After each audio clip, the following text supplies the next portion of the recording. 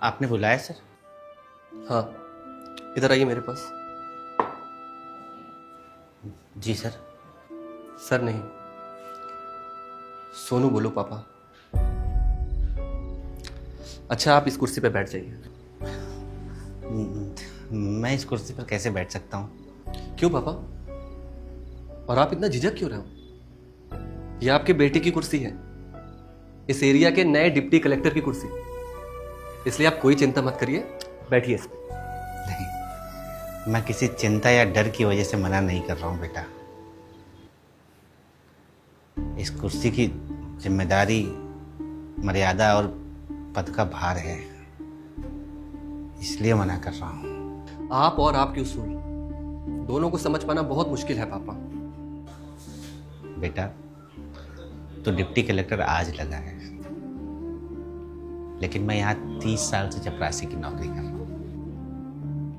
औहदे की क्या वैल्यू होती है मुझे तुझसे ज्यादा पता है। खैर, तू बहुत मेहनत करके यहाँ पहुंचा है,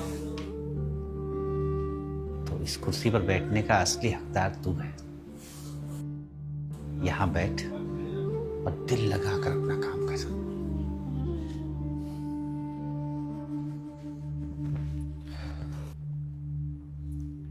वैसे ये कुर्सी मेरी मंजिल नहीं है पापा,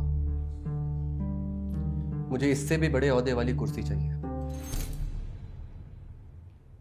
सीधे कलेक्टर की। फिर देखना आप मेरी पावर और मेरी ताकत।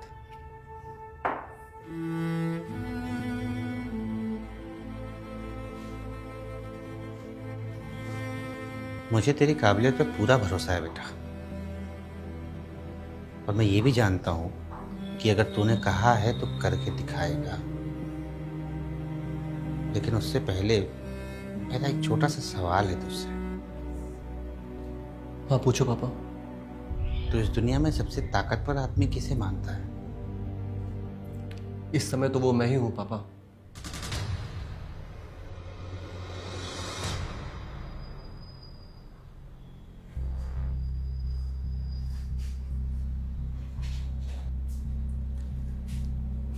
मुझसे कोई गलती हो गई क्या पापा?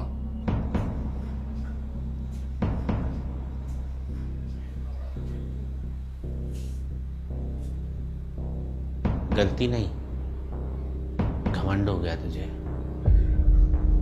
वो भी अपनी ड्यूटी के पहले ही दिन। मैंने यहाँ कितने कलेक्टर, डिप्टी कलेक्टर आते जाते देखे,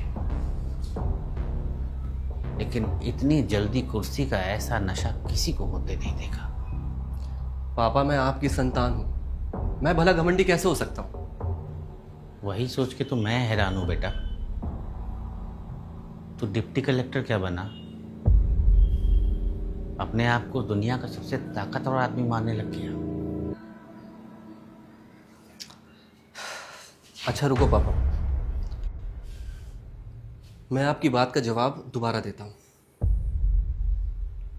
मेरी नजर में इस दुनिया में सबसे बड़े ताकतवर आदमी आप हो।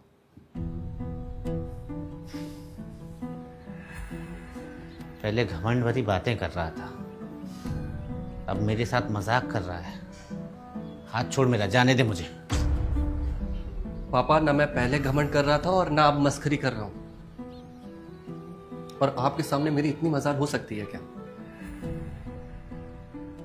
जिस समय मैं कुर्सी पर बैठा था, आपने मुझसे सवाल किया था। उस वक्त आपका हाथ मेरे कंधे पर था। जिस बेटे के कंधे पर बाप का हाथ हो, उससे ज्यादा ताकतवर और शक्तिशाली कोई हो सकता है क्या? और रही आपको ताकतवर बताने वाली बात, तो पापा, जिस बाप ने बिन मां के अपने बेटे को पाल पोस कर उसे पढ़ा लिखाकर एक डिप्टी कलेक्टर जैसे ओहदे पर पहुंचाया, उससे ज्यादा ताकतवर आदमी मैं तो किसी को नहीं मानता। और जो तूने डिप्टी कलेक्टर से कलेक्टर बनने वाली बात कही, वो मेरा घमंड नहीं पापा, जोश है। और आप अच्छी तरह जानते हैं कि सर, मेरी मदद कर दो सर। देखिए, आप इस तरह हाथ मत जोड़िए। बात क्या वो बताइए। सर, मैं गरीब आदमी हूँ सर, मैं चाट पकौड़ी का ठेला लगाता हूँ सर। बहुत मुश्किल से मैंने 25 गज का प्लॉट खरीदा था सर। दबंगों ने वो सारा मेरा प्लॉट घेर लिया और बहुत मारा पीटा सर।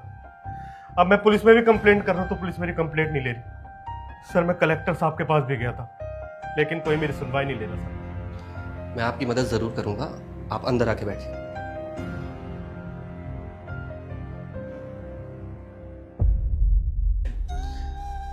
पापा, मैं ऐसे गरीबों और बेबस लोगों की सेवा और बेहतर तरीके से कर सकूं, अपने क्षेत्र में लॉ एंड ऑर्डर को और अच्छी तरीके से सेट कर सकूं, इसलिए कलेक्टर बनना चाहता हूं।